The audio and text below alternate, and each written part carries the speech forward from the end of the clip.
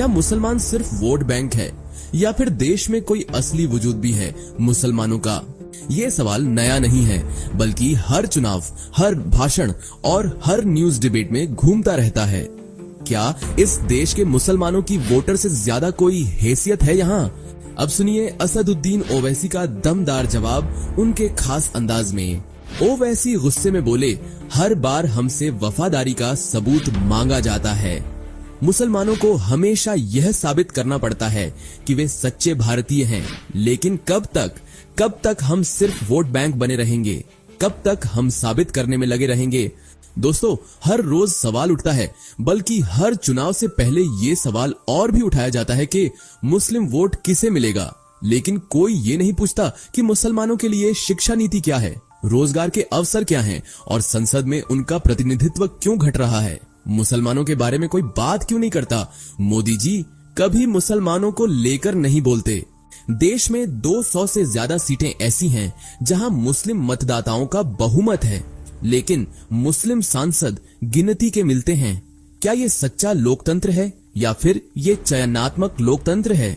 इतिहास हमें सिखाता है, जब बंटवारा हुआ मुसलमान यहीं रहे, पाकिस्तान नहीं गए, तो फिर उनकी वफादारी पर सवाल क्यों उठते हैं? ओवैसी ने सिस्टम पर एक और सवाल उठाया, अगर मुसलमान सिर्फ वोट बैंक हैं, तो उनके लिए कौन से अस्पताल बने, कौन सी यूनिवर्सिटी स्थापित हुई, कौन सी आर्थिक नीति उनके लिए बनाई गई?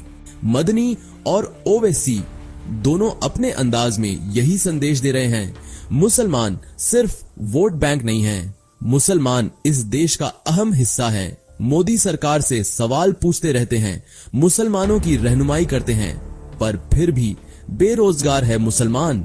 सच्चाई ये है कि मुस्लिम युवाओं में बेरोजगारी की दर सबसे अधिक है, शिक्षा छोड़ने की दर भी बहुत ज्यादा है, लेकिन मीडिया इन मुद्दों पर ध्यान देने के बजाय मंदिर, मस्जिद और टोपी दाढ़ी पर ही फोकस करता है। अब समय आ गया है सवाल उठाने का, क्या मुसलमान सिर्फ वोट बैंक है या फिर एक ताकतवर आवाज बन सकता है जो संसद में गूंजे?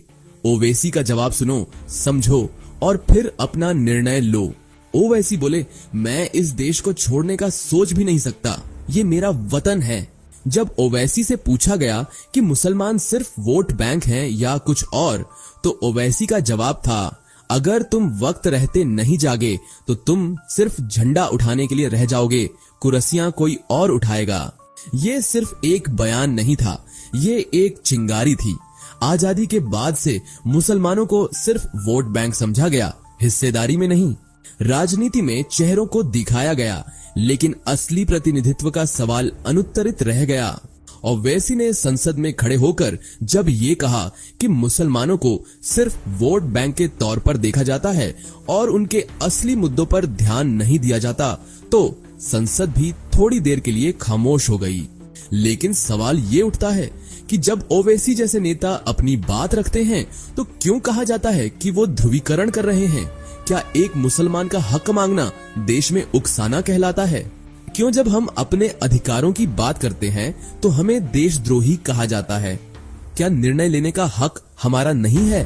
क्या देश का नेतृत्व किसी एक धर्म या जाति तक सीमित है, या फिर हर नागरिक, चाहे उसका धर्म कुछ भी हो, इस पद तक पहुंच सकता है?